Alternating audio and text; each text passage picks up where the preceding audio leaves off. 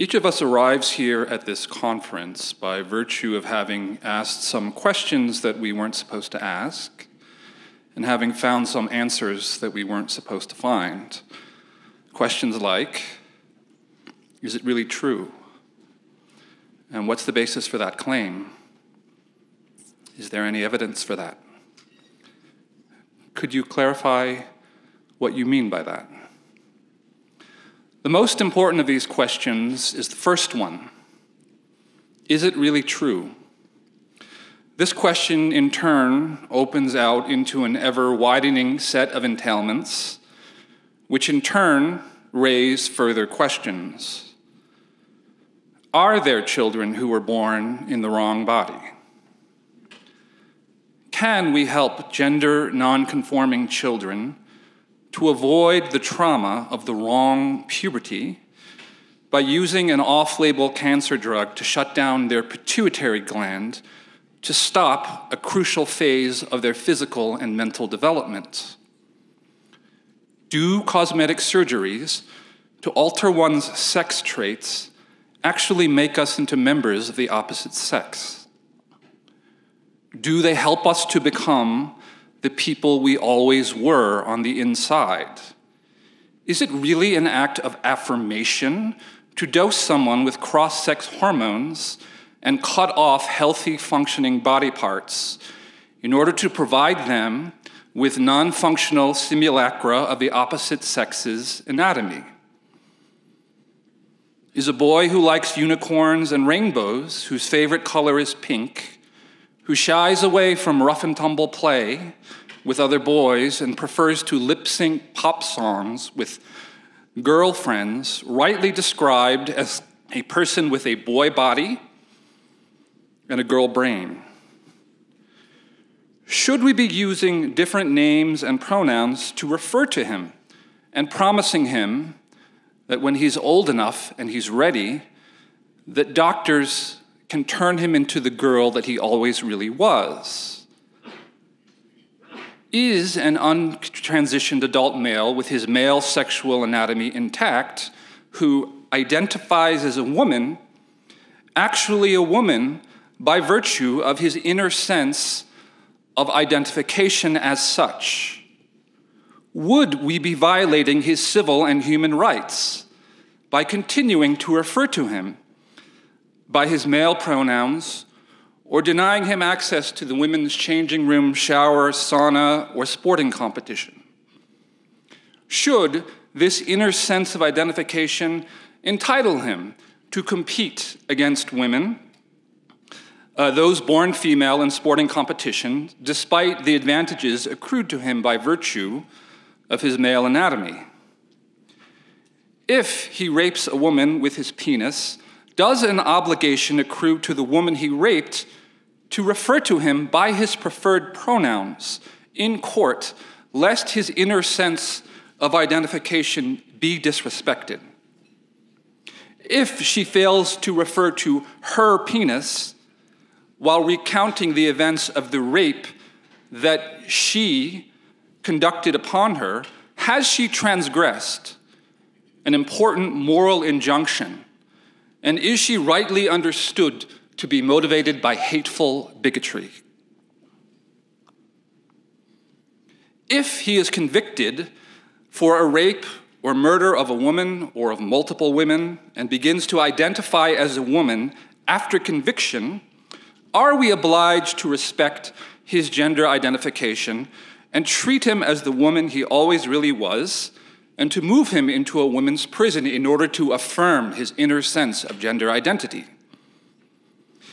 Those of us who have been following this issue closely, and most of us in this room are here by virtue of having done so, know that the answers to each and every one of these questions, according to the relevant authorities who are in turn guided by the opinions held by all right-thinking people throughout the Western world, is yes. We know that 22 U.S. medical trade associations have answered each and every question I have posed above pertaining to child transition in the affirmative.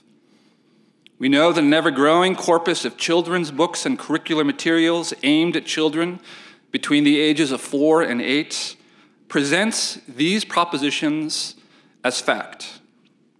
My hypothetical description of a boy with a girl brain is drawn from the book I Am Jazz, which is prominently featured in libraries across the country, read aloud to children in blue enclaves during the LGBTQIA+ and transgender awareness months, weeks, and days that consume a significant chunk of every calendar year.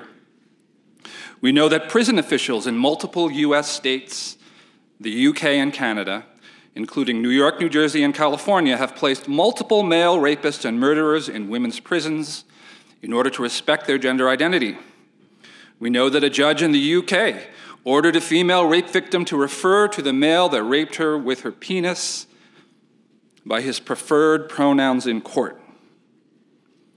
Those of us who follow this issue are aware of the fact that the transgender movement simultaneously argues for the importance of medicalizing children to be their authentic selves and the simultaneous importance of recognizing the inner identification of non-medically transitioned adults solely on the basis of their say-so.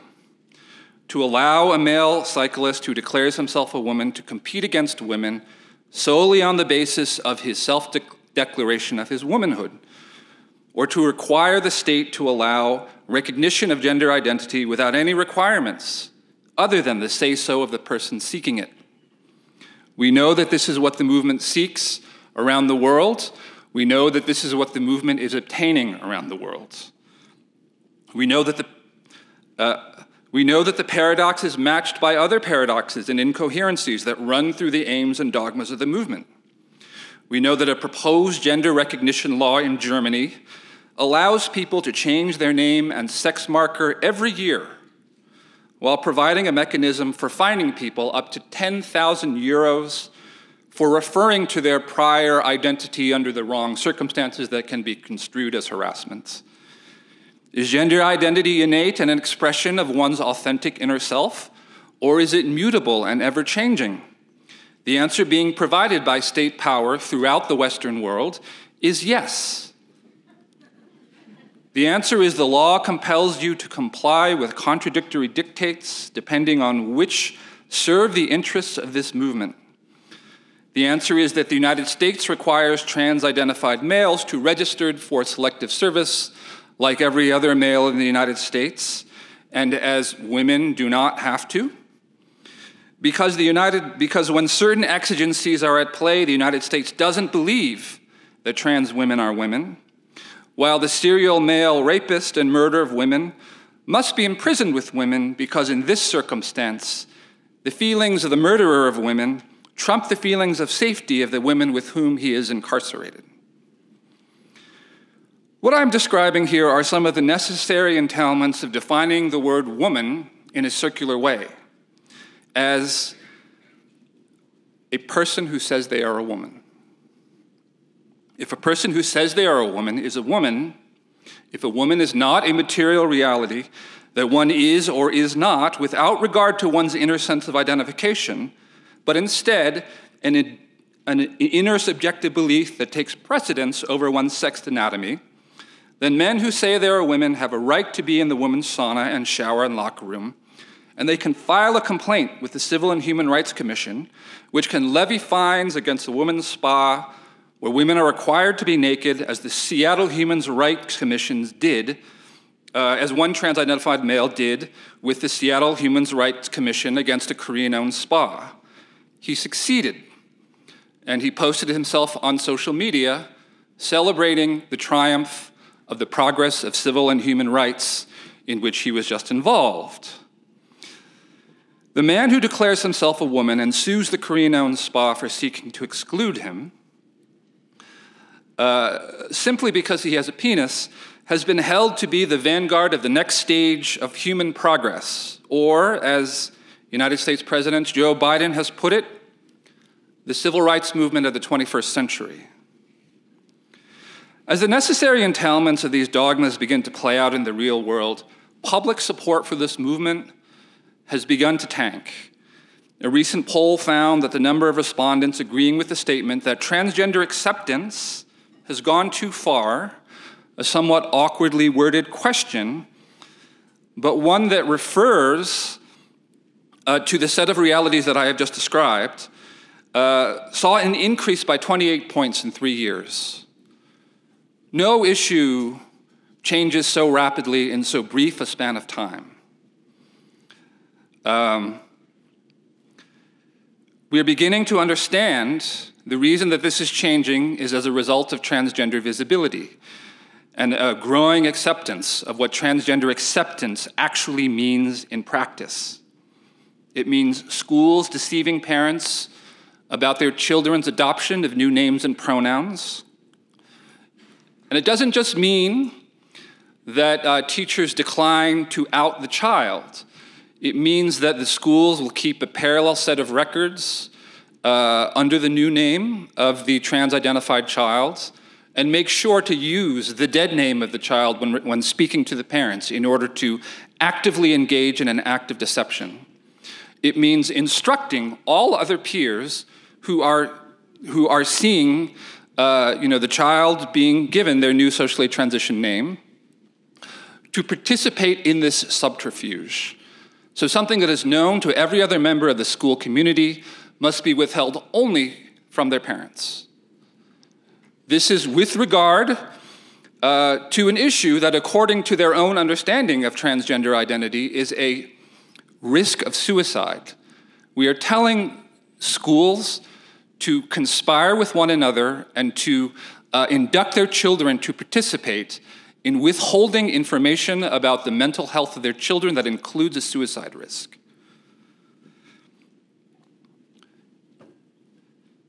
It means therapists and gender clinicians emotionally blackmailing parents into consenting to medicalizing their gender-confused children with odious and easily disprovable falsehoods about suicide risks. It means allowing men into the intimate spaces and competitions of women on the basis of their self-declaration alone. But even as the public wakes up to the reality of this Twilight Zone-like unreality that is being imposed upon them, and popular sentiment responds accordingly, a rising generation has already been indoctrinated into accepting the premises of the transgender movement as both fact and morally correct. A supermajority of Gen Z respondents to a poll said that misgendering should be made a crime. Only 28% of respondents to a survey of 55,000 college students would permit a speaker to come to their campus to argue that transgenderism is a mental illness. This is not the cohort who were read I Am Jazz to them in kindergarten.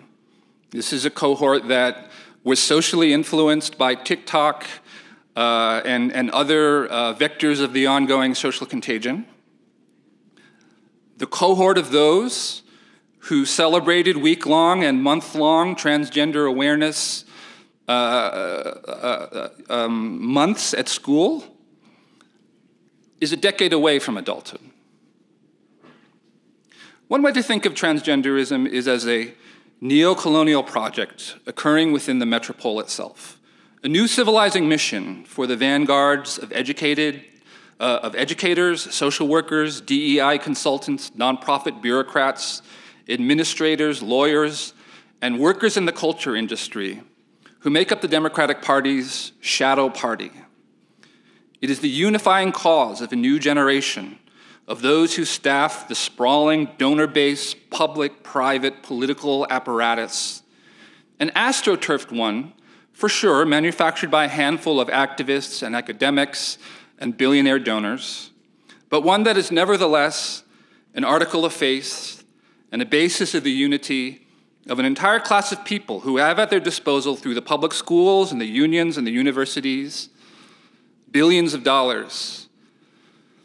All of these institutions comprise what I have termed in my own private jargon a vertically integrated messaging apparatus.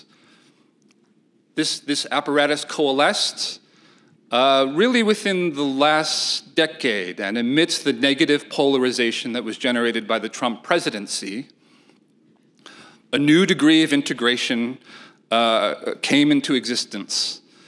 And this new degree of integration has been deployed through the propagation of doctrines of racial and gendered grievance, becoming core to the understanding of a distinct class of people. And it's up against this distinct class of people that the sentiments of the public are arrayed. So this is a real stress test for democracy. Michael talked about appealing to legislators, to Democratic Party legislators, legislators. I think of his presentation as complementary to some of the points that I'm making, because what they're up against is a shadow party and a vertically integrated messaging apparatus that is designed to propagate certain morally progressive and fulfilling messages. And at the very heart and center of this movement is the transgender movement. Because substantive black equality is hard, whereas engaging in a bureaucratic revolution that entails transforming the intake forms, transforming the language of the legislature, transforming the language of Planned Parenthood to remove references to the word woman and to replace it with the language of menstruators, gestators, chest feeders that divide and isolate women into their constituent parts and functions, not only serves the interests of a particular movement, but also serves the interests of a growing profit interest. So when we speak of the transgender movement, we're talking about a movement that has a profit interest, that also manages to portray itself as a civil rights movement, that has managed to infiltrate the key tutelary institutions, and that has already, in the space of less than half a decade, indoctrinated an entire generation. And so the question that we're going to face in the future is, how do we get elected officials who have to speak to the public to deal with this apparatus that lies underneath their feet, where there is unity on this question? And we're going to see the process that I have. We're going to see that number, that 28%, continue to rise of those who understand, as more and more people are touched by stories of the kind that I have described, not just those of women in prison, but of sorority sisters in Wisconsin who had foisted upon them a 6'3", 300-pound trans-identified male. They went to a federal court, to try to remove this person whom they claim would have an erection while watching the girls undress at the sorority. And the judge said, the judge says, actually, no, that, the federal courts are not your venue to get rid of this person, but that is a venue where the rubber hit the road. And the rubber is hitting the road all across the country as children in high schools, elementary schools, and middle schools are confronted by men, untransitioned teenage boys who are in the girls' bathroom on the basis of their say-so. And an electoral earthquake may be building, and a price has to be paid for the Democrats in order to turn and deal with their shadow party.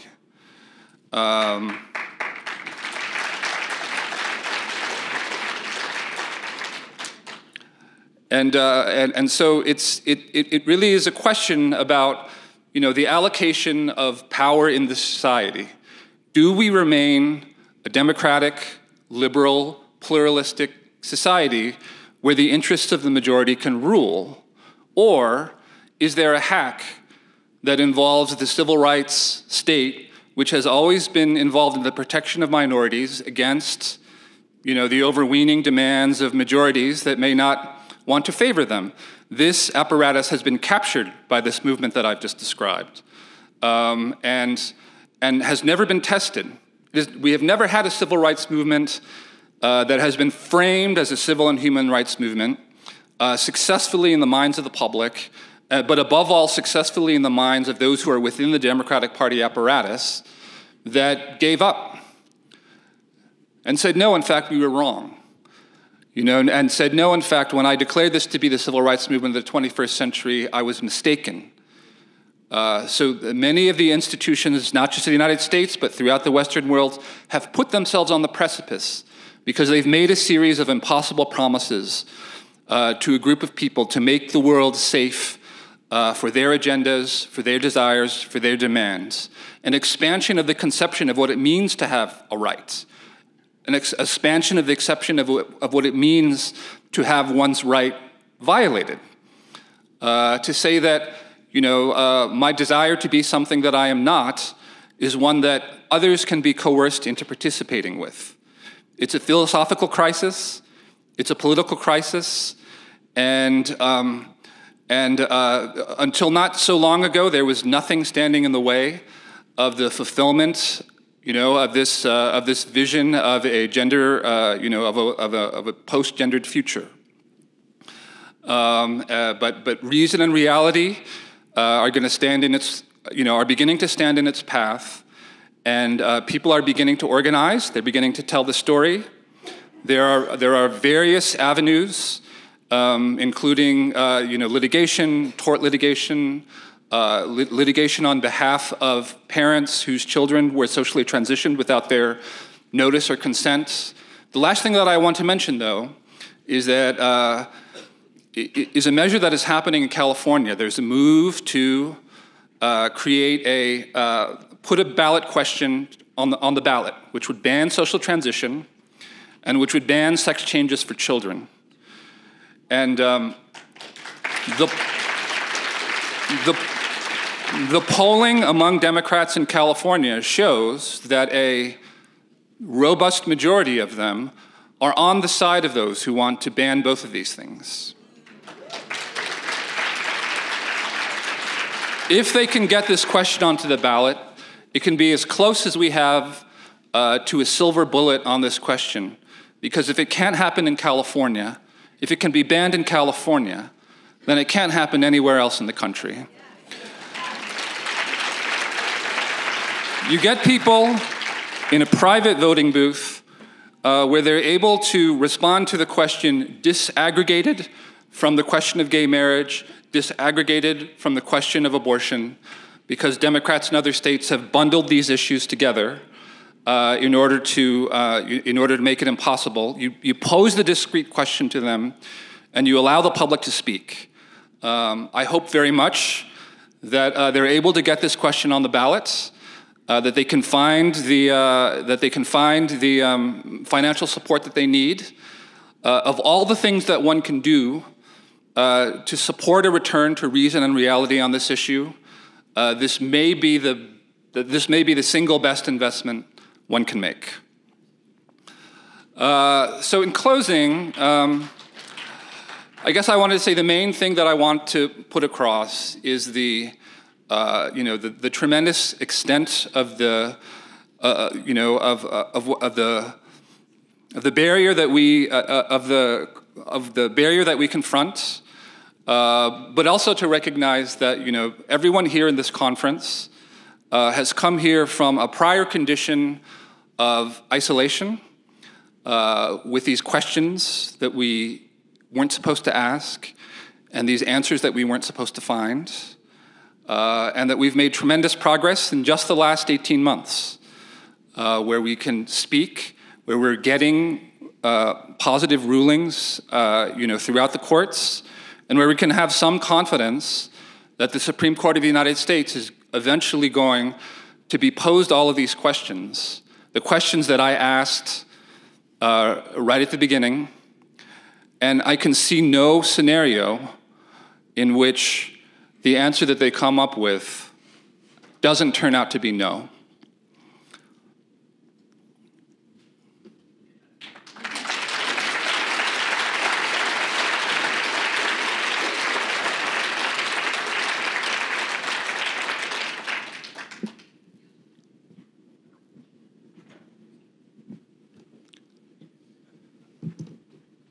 Should I take questions? Or? If you want. Oh, okay. Is there a question? No? Well, we have a few minutes for questions, I think. So.